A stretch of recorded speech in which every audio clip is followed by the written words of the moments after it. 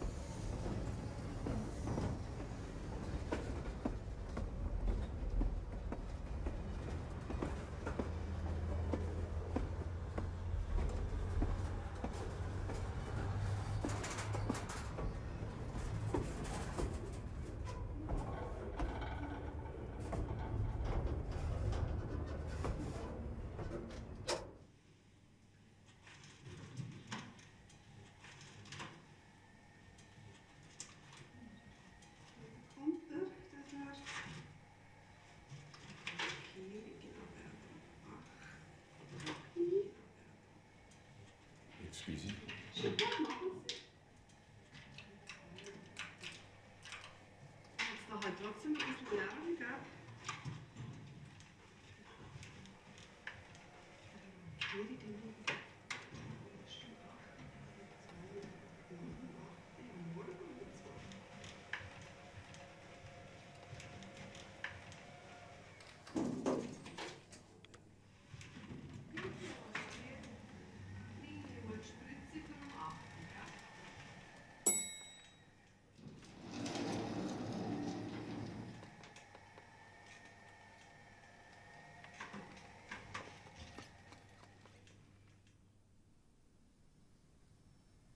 Je commence quand même à avoir maintenant des doutes quand je regarde l'histoire avec l'âge que j'ai et ce que j'ai vécu. À l'époque, j'ai vu plus rose. C'est-à-dire, j'étais convaincu qu'on a résisté au nazisme. Mais, connaissant maintenant tout ce qui s'est révélé depuis, il y a quand même des gens comme Pilegola qui étaient des partisans du nazisme. Il y avait à Davos un mouvement très fort de national-socialisme. Il ne faut pas oublier ça. Et c'est peut-être pas aussi clair. Il y avait peut-être aussi cette peur de la pression, parce que les nazis étaient tout autour de la Suisse. Et de se dire, oui, bon, on doit peut-être un petit peu quand même copiner avec eux, on ne va pas trop s'opposer. Et là, je crois qu'il y a eu des gens aussi très courageux qui ont dit non, clairement non, et qui avaient lutté contre ce nazisme. Mais il y avait une fascination de l'Allemagne. Ça, je me rappelle encore des discussions que j'ai entendues en tant que môme, dans le tramway, des gens qui ont admiré vraiment nettement de ce que faisaient les nazis. Parce que mon père m'a raconté, quand il avait peint Nieder mit Hitler sur les murs, Mounier faisait le quai. Ben, il faisait attention que la police ou les Gestapo, ou enfin tous ces nazis, ne venaient pas les déranger ou les capter, parce que, bien sûr, c'était le début de Hitler, du régime de Hitler, et la fin du Bauhaus aussi. Enfin, c'était très corrélationné. C'était quelque part autour de 28, 29, 30. De cette époque-là. Parce que tu sais, ils avaient aussi des relations étroites avec Hannes Meyer, qui construisait le Freidorf à l'époque. Il était souvent à Bâle. Et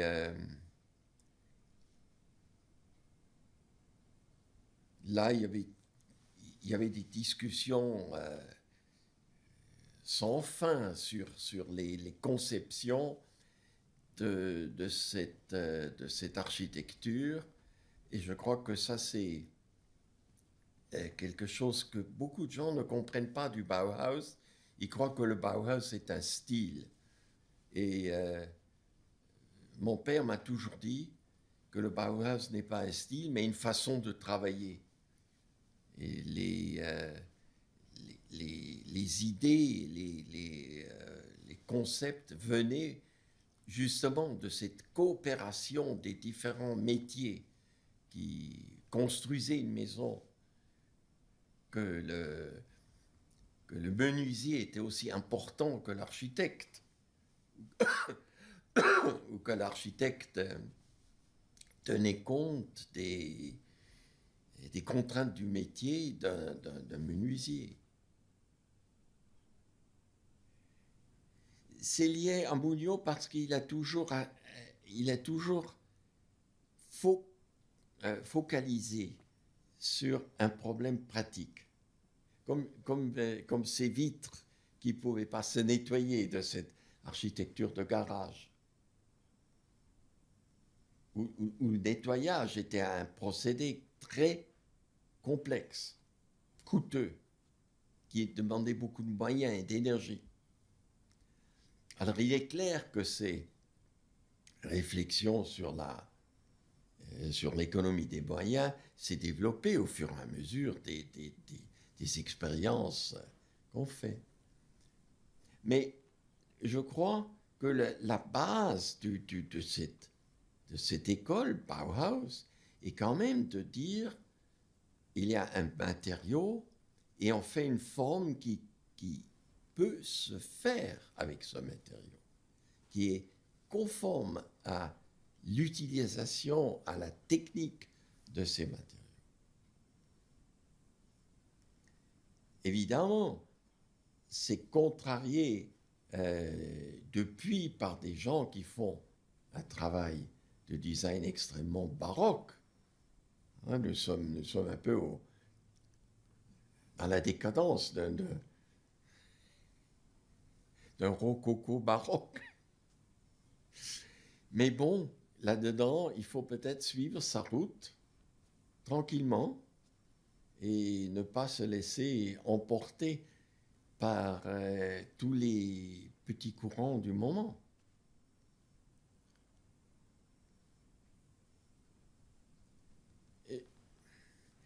C'est peut-être quand tu me dis un résumé, j'ai senti chez Mugnot, comme d'ailleurs chez mon père ou chez Hannes Meyer, j'ai senti une vision qui est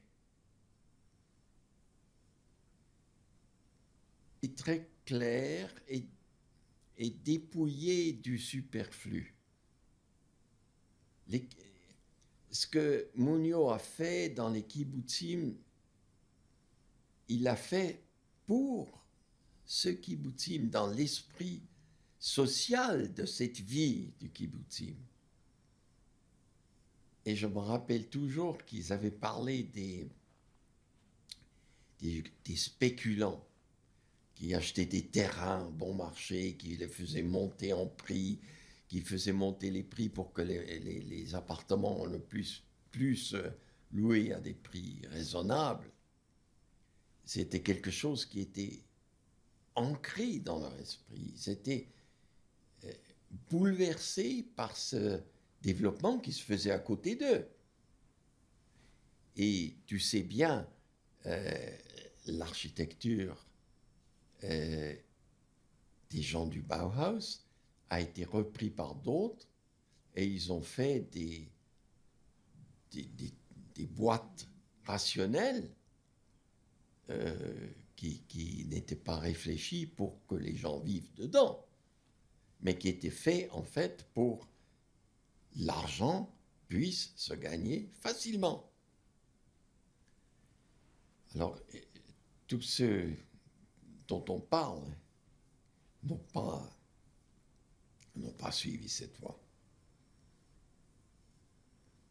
Et ils avaient peut-être aussi, comme mon père, été très, très longtemps ignoré, et on n'a pas parlé de lui, on l'a poussé presque dehors, parce qu'il avait une vision propre et claire, mais qui ne plaisait pas, qui heurtait. Mais dans leur fond, ils vont rester.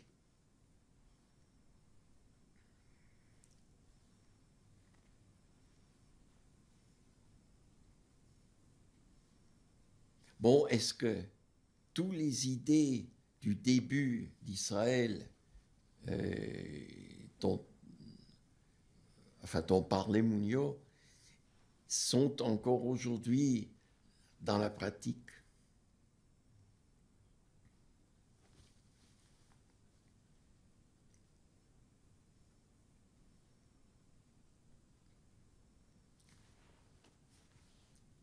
Ça, c'est un grand point d'interrogation. Tu dis non? moi je garde l'espoir que ça revient. Ça revient par la contrainte de l'économie des matériaux et des moyens. L'eau, les matières premières, c'est pas éternel, hein, c'est limité.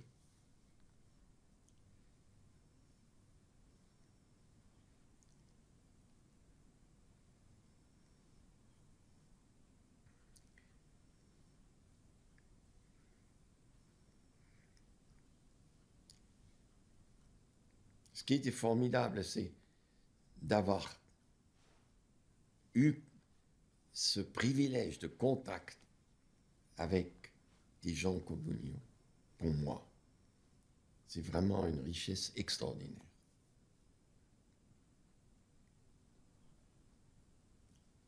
Et pourtant, tu sais, il était sporadiquement chez nous. Et de temps en temps, je voyais une lettre arriver d'Israël, de Mounion, et mon père qui répondait, et on en parlait de lui, on parlait de ce qui se passait là-bas, etc. Donc c'était pas un contact tous les jours, mais c'était un contact très important qui marquait la vie, ma vie en tout cas.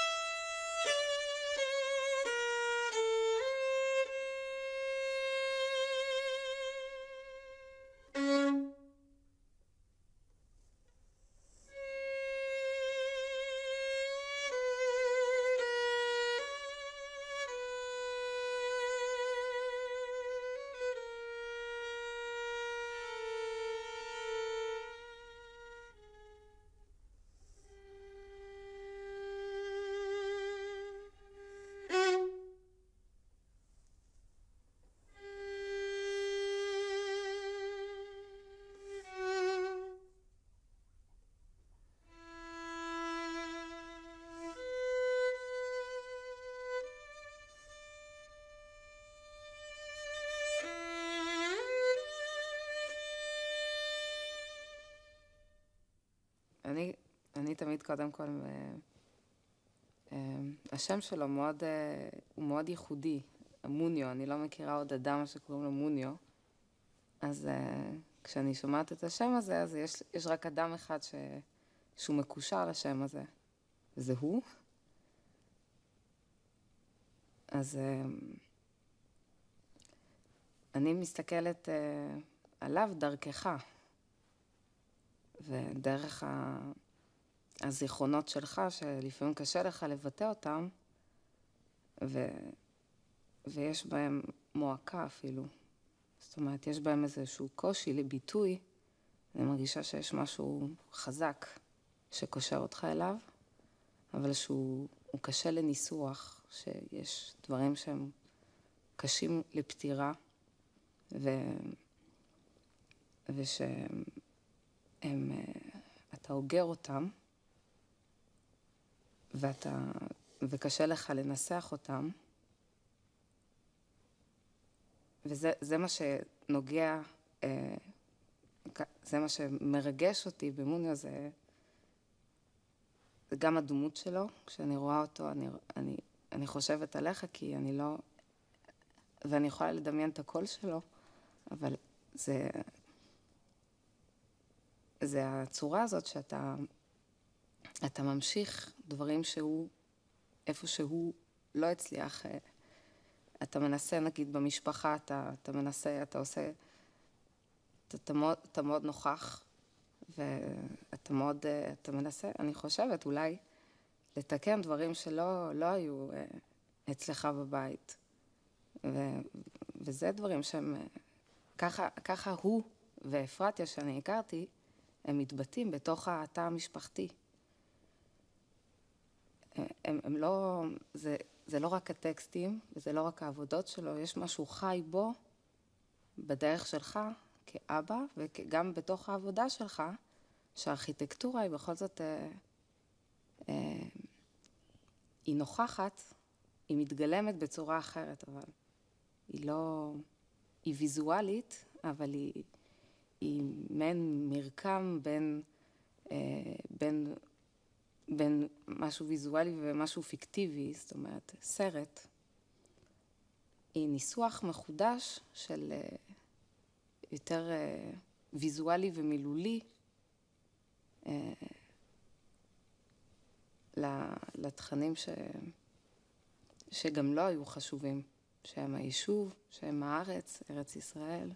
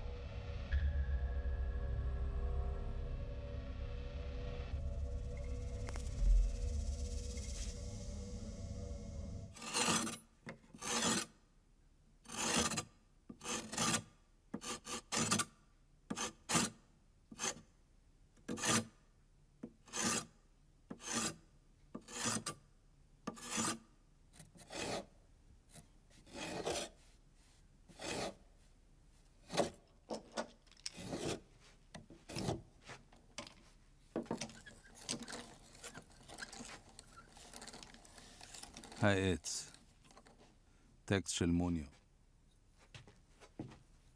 אני לא אתעכב על המבנה הפנימי של העץ, הרקמה המשווה לעץ, את תכונותיו.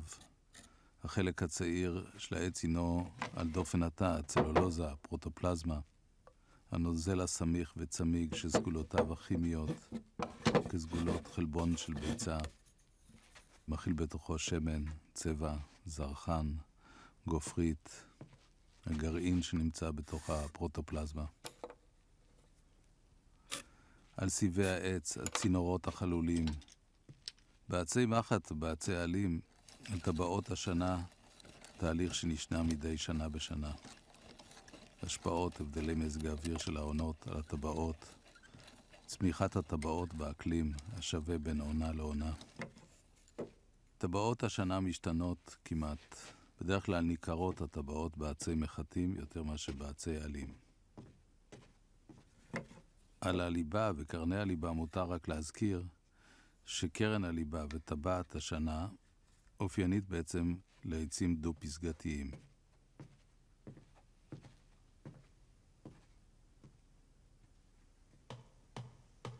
מחשבות בהתקדמותן, הפרט. טקסט מאת מוניו גיטאי ויינרוב.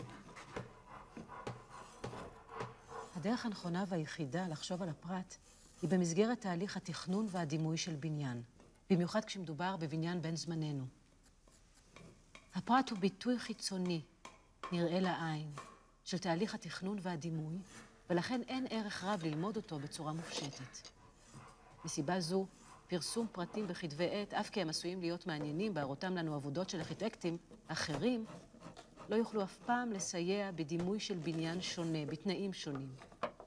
אין לצפות שבניין יגיע לרמה של הגינות אסתטית על ידי הדבקה קוסמטית של פרטים השאובים ממקומות מודרניים שבאופנה. התפתחויות טכניות עשויות לשנות את צורתו ואופיו של פרט, אך אינן יכולות להשפיע על האמת היסודית.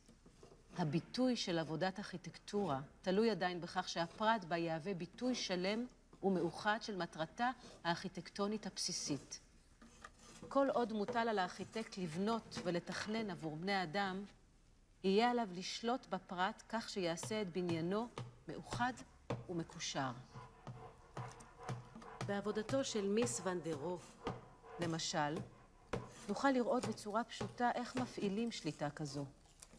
מיס הקדיש את רוב עמלו להעברת המבנה וההיבט התעשייתי של הבנייה. חקירותיו הובילו לפתרון כל בעיות המבנה, מסובכות ככל שיהיו, באמצעים שעיקרם התאמה של הגרעין ושל המעטפת.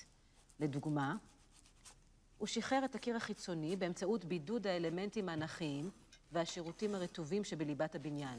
באופן כזה פרט זווית כלשהו, מאחת מעבודותיו, לעולם לא יהיה רק הפתרון המדויק לבעיה המסוימת של הזווית בלבד, אלא גם תוצאה ישירה של רעיון הגרעין והמעטפת. באופן זה, אם נבחן בניין כלשהו, בעל ערך ארכיטקטוני גבוה, נמצא שיש שיטת מחשבה עקבית העוברת דרכו. נמצא שיש שיטת מחשבה עקבית העוברת דרכו. אני אתחיל בציור העץ, בחרושת העץ, בפרט בנגרות, אין משתמשים בגזע בצורתו הטבעית, אלא מנסחים אותו לקרשים, לפסים, ללוחות. אנו מניחים כי ברגע שהארכיטקט מחליט על תפקידו הנכון של בניין, לכל מין עץ מבנה רקמה משלו, ומשום כך שונה גם הגיוד לכל מין ומין.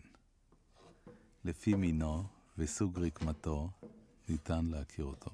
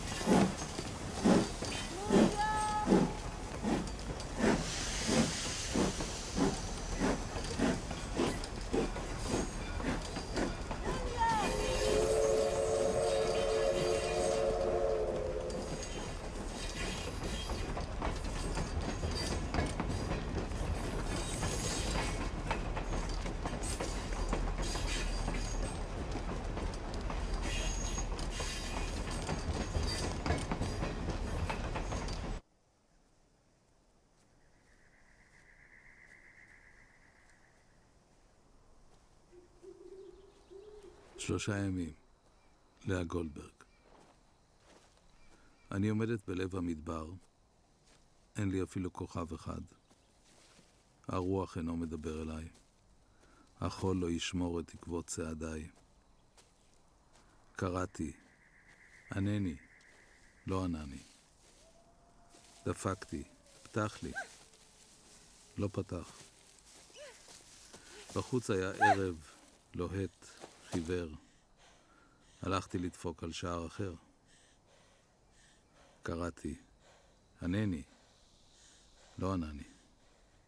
דפקתי, פתח לי, לא פתח. בחוץ היה לילה חונק ועיוור, והלכתי שוב לדפוק על שער אחר. לחשתי, ענני, לא ענה לי. ביקשתי, פתח לי. לא פתח. בוקר אין טל עלתה החמה, וכך מצאוני שומרי החומה.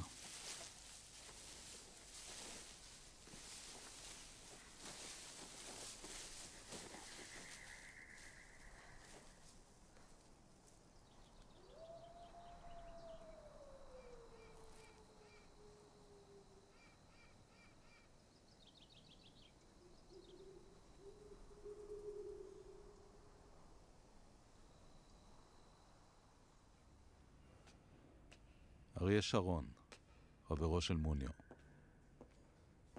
כאשר הגעתי לדסאו, ראיתי את בנייני הבאוז החדשים. קופסת הזכוכית של הסדנאות, המשטחים החלקים, הלבנים, של בנייני בית הספר, בניין הסטודיו. פגשתי בתלמידים, ואלו עודדו אותי לגשת אל ולטר גרופיוס. הבוקר למחרת מצאתי את עצמי יושב בכיסא נמוך, מול דמות שקטה, הייתי אומר כמעט מלכותית של גרופיוס.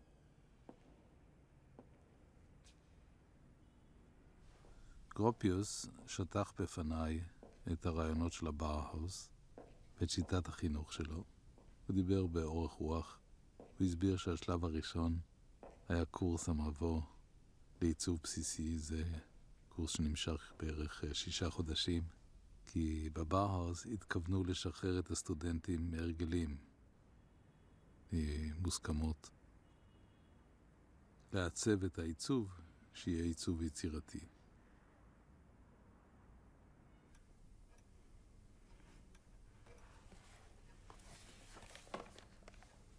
באופן כללי האווירה בבאוהאוס הייתה מאוד מעוררת. הייתה תחושה של קשרים משותפים.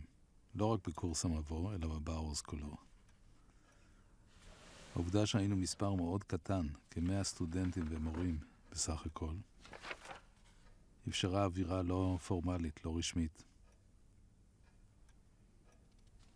קורס המבוא הזה התחיל כבר למחרת. היינו בסך הכל כ20 סטודנטים, מערים שונות, מארצות אחרות.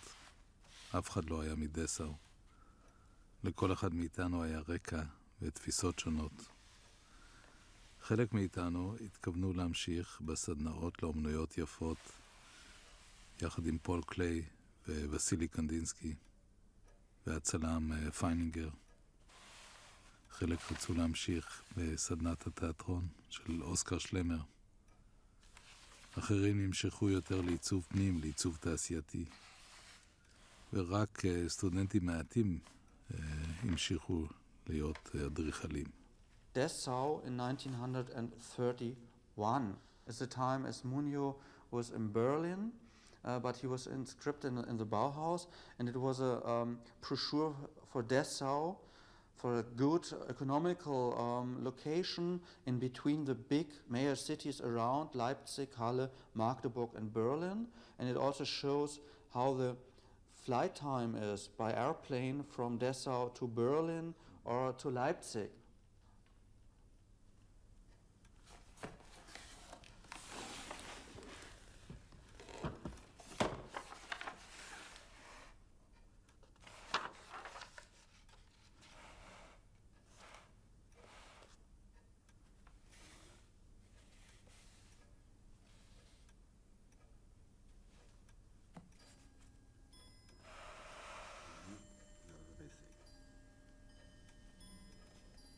Here's the date of inscription. It's summer semester 1930. And then we go here to position 442. It's Munio Weinraub, with his date of birth, 16th of April 1909. The place, and here the last location he was staying in Berlin. And here you have his home address. I really cannot identify the typewriting of him correctly, but it seems something foreign. And no address in Dessau. And no comment about his person and nothing.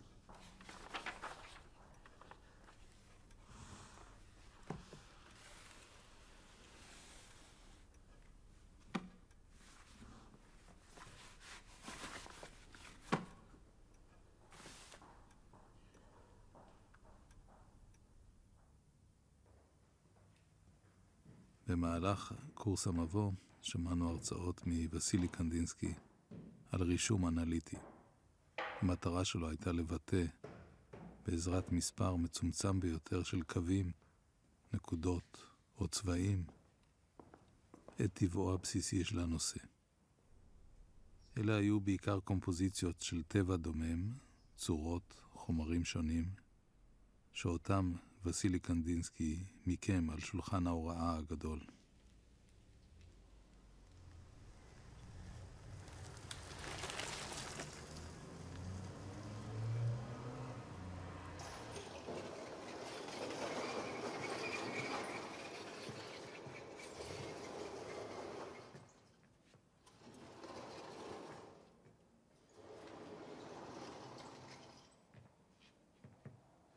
We are here now in the theater room in the center of the Bauhaus between the studio house and the main entrance of the Bauhaus building.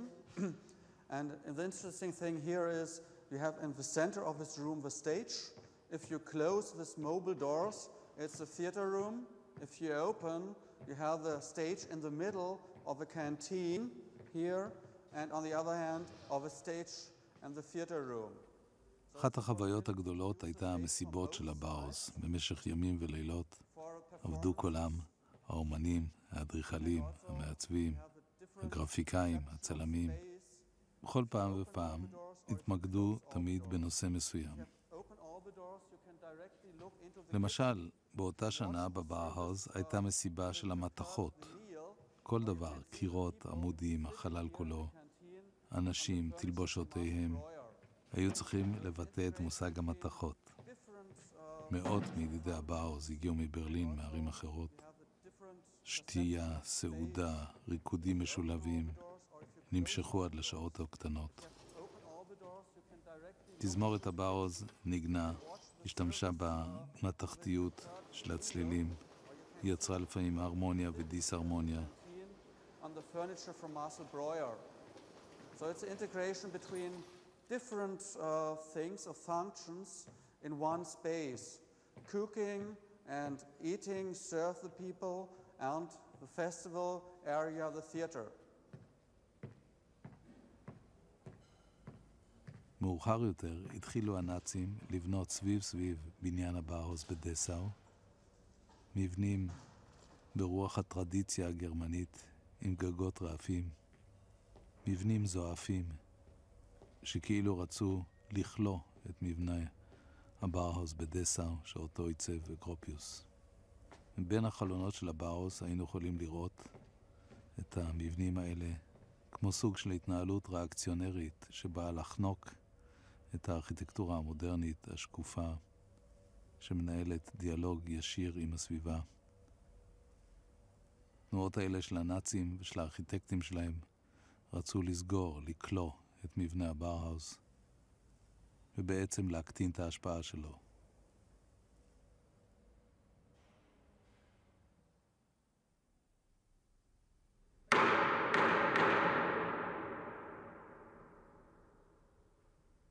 Strafsache gegen Munjo Weinraub, wegen Verrates am deutschen Volke und hochverräterischer Umtriebe.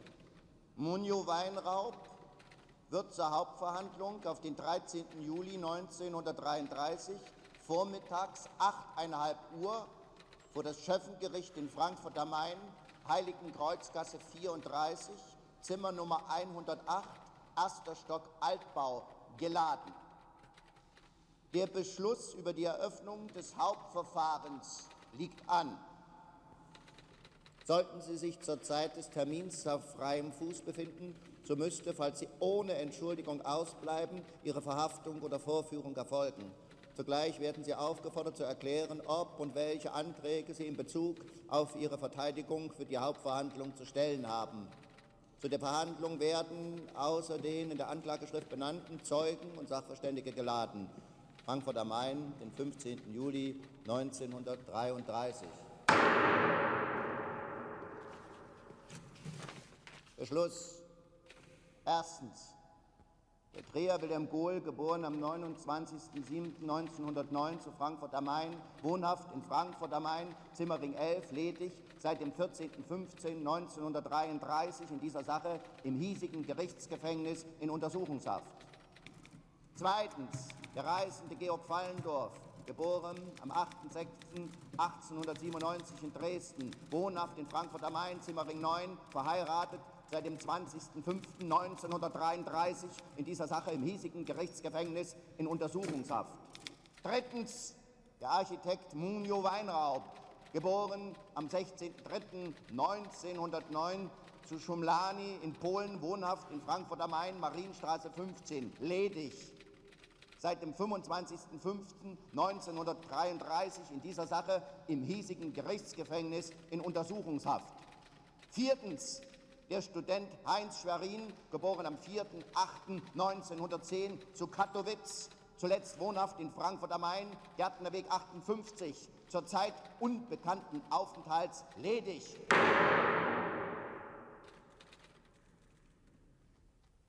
Munio Weinraub wird beschuldigt, zu Frankfurt am Main im April und Mai 1933 gemeinsam handelnd eine Druckschrift, deren Inhalt durch Aufforderung und Anreizung zum gewaltsamen Kampf gegen die Staatsgewalt und zu deren Vorbereitung den Tatbestand des Hochverrates, Paragraph 81 bis 86 Strafgesetzbuch, begründet, verbreitet und zum Zwecke der Verbreitung vorrätig gehalten zu haben, obwohl sie bei sorgfältiger Prüfung der Schrift den strafbaren Inhalt hätten erkennen müssen, indem sie gemeinschaftlich kommunistische Flugblätter mit der Überschrift Tatsachen, die verboten sind, in denen zum Widerstand gegen die herrschende Regierung und zum Sturz derselben und zur Sabotierung des gesellschaftlichen Feiertages am 1. Mai 1933 aufgefordert wird, verteilt bzw. zum Zwecke der Verbreitung vorrätig gehalten zu haben. Vergehen gegen § 6 der Verordnung des Reichspräsidenten wegen Verrats am deutschen Volke und hochverräterischer Umtriebe vom 28. Februar 1933, § 47 Strafgesetzbuch. Munio Weinraub ist dieser Tat hinreichend verdächtig. Auf Antrag der Staatsanwaltschaft wird daher gegen sie das Hauptverfahren vor dem Schöffengericht in Frankfurt am Main eröffnet. Die Untersuchungshaft bzw. Gohl, Fallendorf und Weinraub dauert fort. Frankfurt am Main, dem 14. Juni 1933, das Amtsgericht, Abteilung 81, bezeichnet Schröder.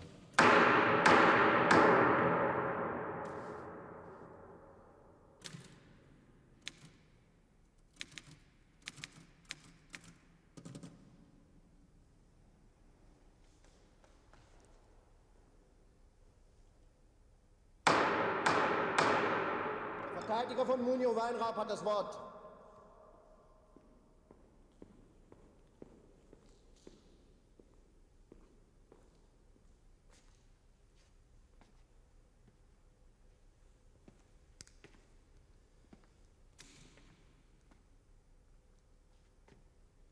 Hören Sie, Munio Weinraub, Ihre Straflage ist sehr ernst.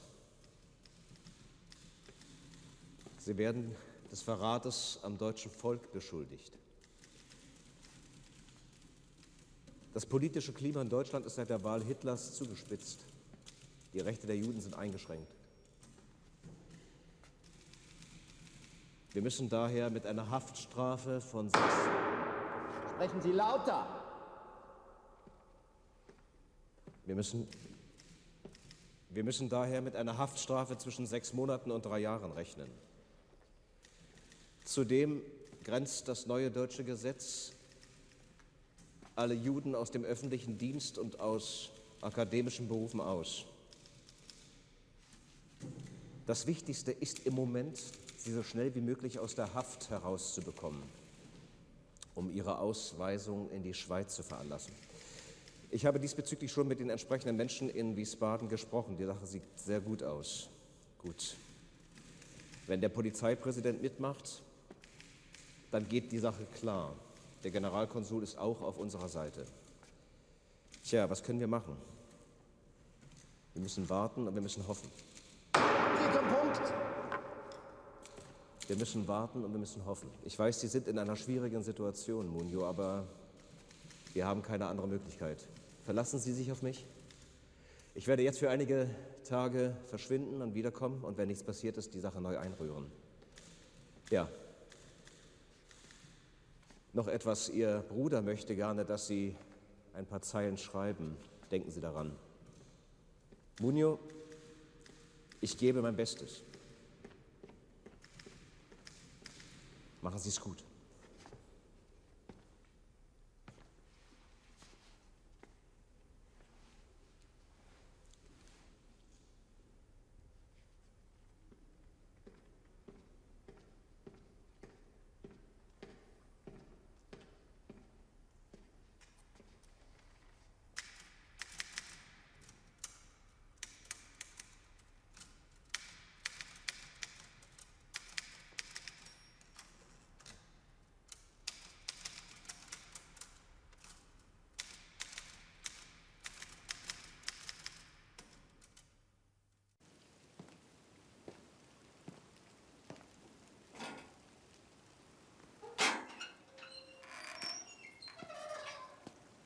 Munio?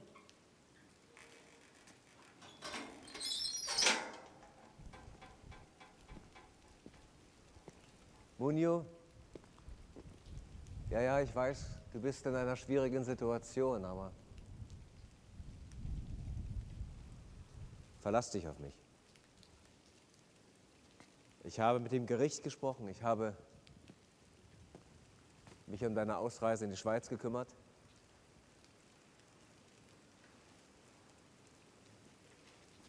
Der Generalkonsul steht hinter uns.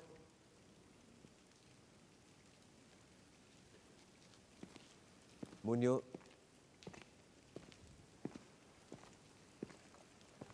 ich habe mir überlegt, das medizinische Sachgutachten für die Verhandlungen mit zu benutzen.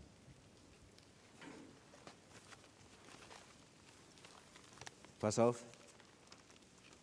Hörst du? Medizinisches Sachgutachten.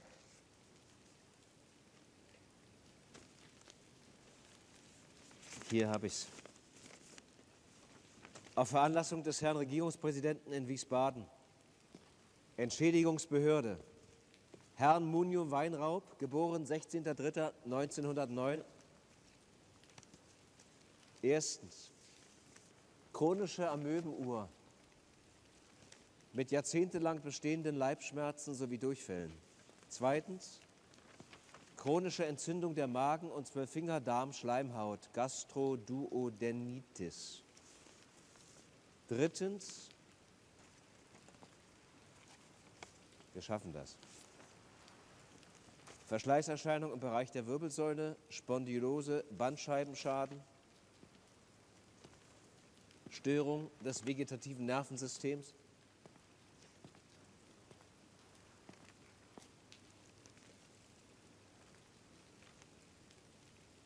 prothetisch ausgeglichener Zahnverlust, Sehschwäche infolge Weitsichtigkeit, Hörschwäche, Hämorrhoiden. Eine Nachuntersuchung des Antragstellers wird nicht für erforderlich gehalten, da eine Änderung im Zustand nicht erwartet werden kann. Gezeichnet Dr. Bözel.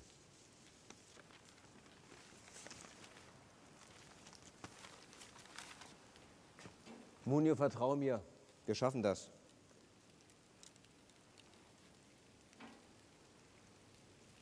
Wenn ich aus dem Urlaub zurückkomme, werde ich mich wieder bei dir melden.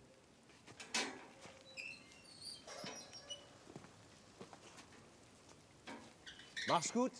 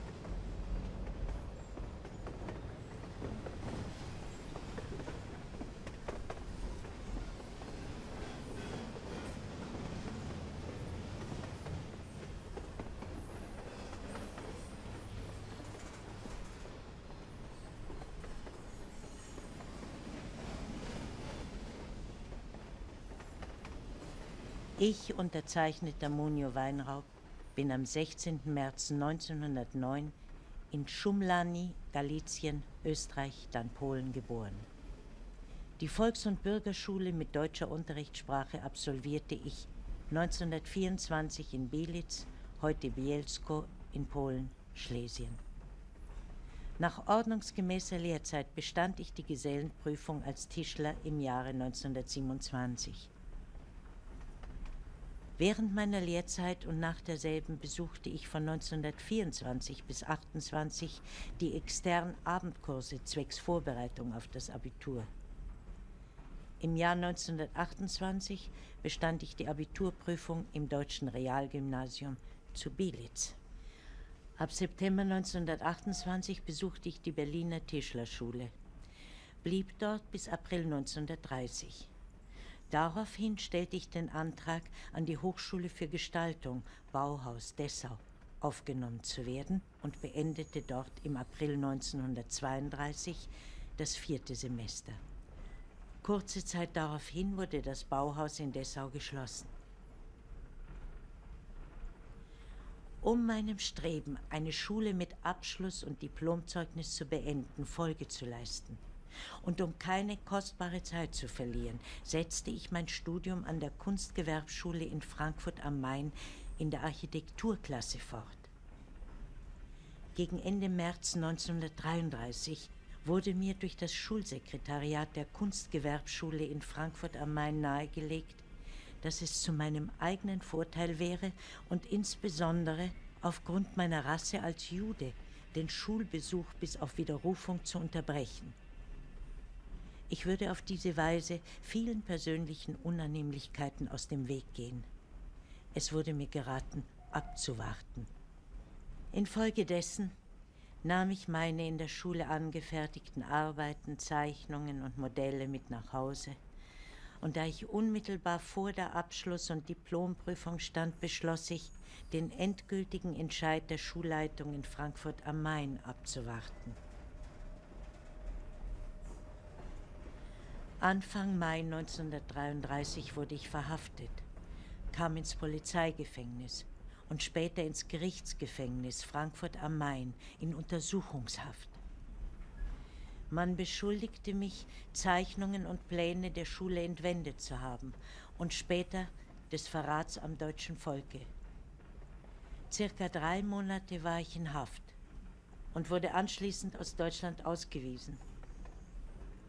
Mit der Verteidigung obiger Strafsache wurde Rechtsanwalt U. Burmann aus Frankfurt am Main durch meinen in Königshütte, Oberschlesien, wohnhaften Bruder beauftragt.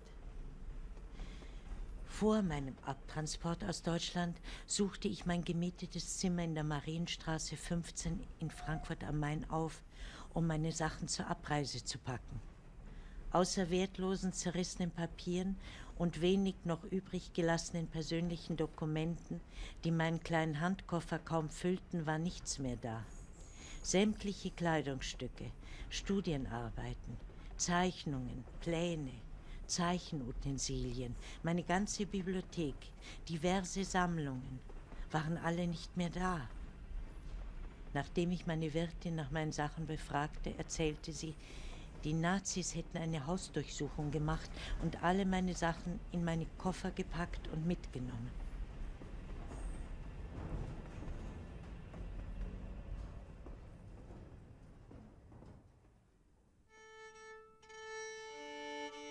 אחרי המשפט בפרנקפורט, מוניו גורש לשוויץ.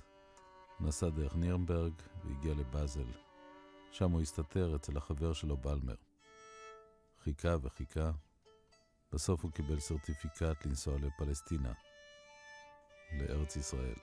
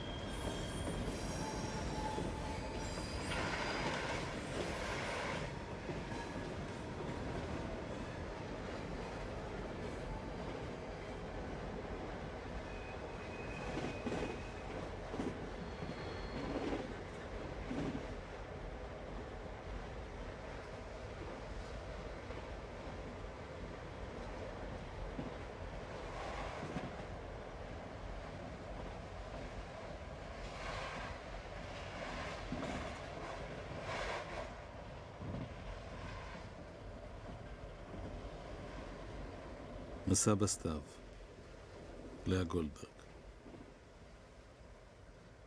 פנסים מרעידים בזרזיף הסתיו, חריקת גלגלים, מדחיקה, המולת חיפזון, רק אמי ואבי יעמדו מנגדי בשתיקה.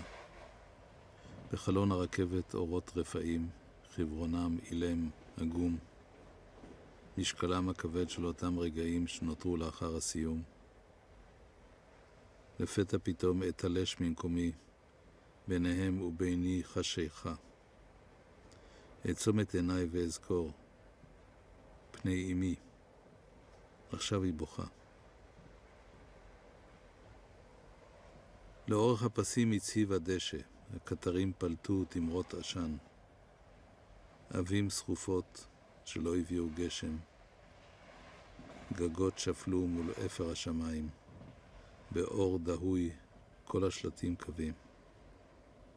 רק בו הקדם שלא יבש עדיין. חם על סינר שוליית הקצבים. נשים מסורבלות, סלים, מקלעות בתחנה.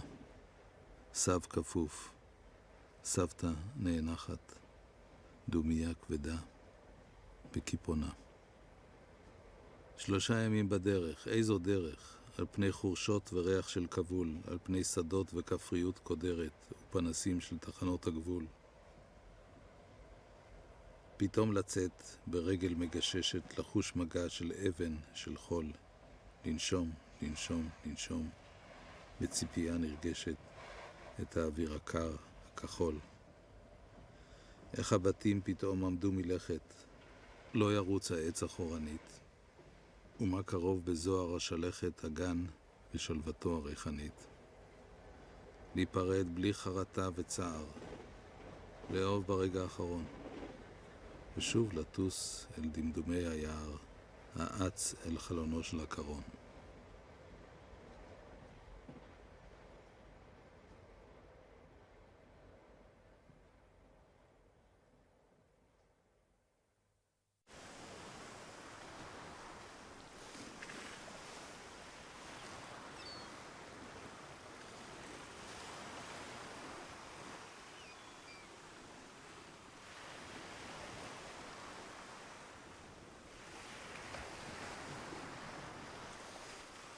Lieber Munio, gestern erhielt ich Ihren Brief. Vielen Dank. Nach Ihrem langen Schweigen, leider schrieben Sie nie, sonst hätte ich Sie bestimmt benachrichtigt. Wie gerne würde ich Ihren Wunsch erfüllen, vor Ihrer Abreise Ihnen noch Ihre Liebste, die Bärbel, zu bringen. Aber Sie sind ja schon im Begriff der Abreise. Und vor dem 13. Juli kann ich nicht in Zürich sein. Sie werden Ihren Plan wohl nicht ändern können. Warum schreiben Sie mir so spät? Ich sehe Bärbel öfters. Sie ist immer noch das liebe Kind, das Klarheit sucht und viele Wege dafür einschlägt. Unsere Freundschaft ist unverändert und ich werde sie nie aus den Augen verlieren. Schreiben Sie mir doch bitte aus Palästina, ein wenig ausführlicher. Wer weiß, ob ich Sie nicht einmal im Winter dort besuchen werde. Ich wünsche Ihnen von Herzen einen guten Anfang in Haifa, Ruhe und Erfolg und gute Gedanken. Ihre Hanna Becker, Hofheim im Taunus, 20. Juni 1934.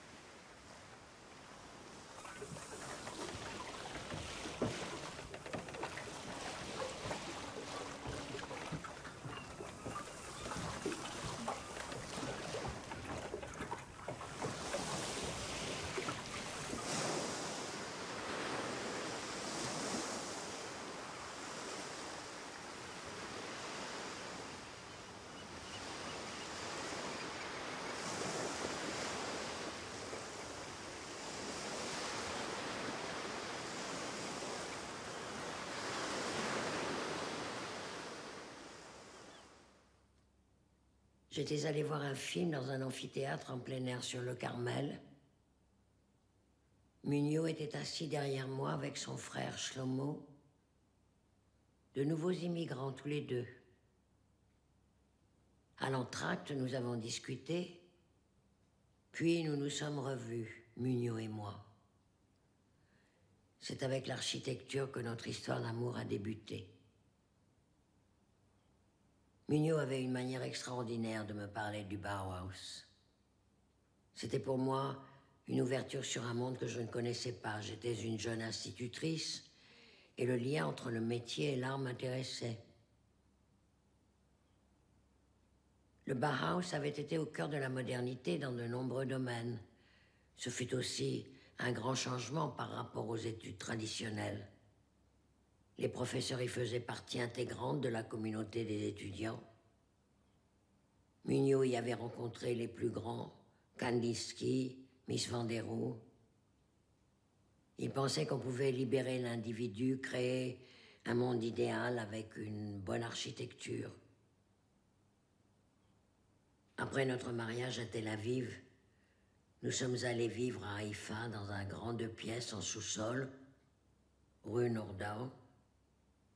Mugnot a obtenu un poste d'architecte pour assurer le métrage des sables de Kiryat Bialik, une banlieue de Haïfa où il n'y avait pas encore de maison. C'était un travail très difficile. En 1937, nous habitions encore rue Nordau à Haïfa, quand j'ai accouché d'un bébé merveilleux, Dan.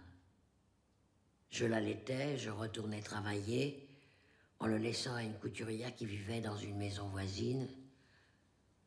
À cette époque, on travaillait sans compter. Quelques mois après sa naissance, Dan est mort d'une inflammation cérébrale. Il n'y avait pas de pénicilline à l'époque. Ce deuil n'a jamais pris fin pour Mugnot, il était effondré.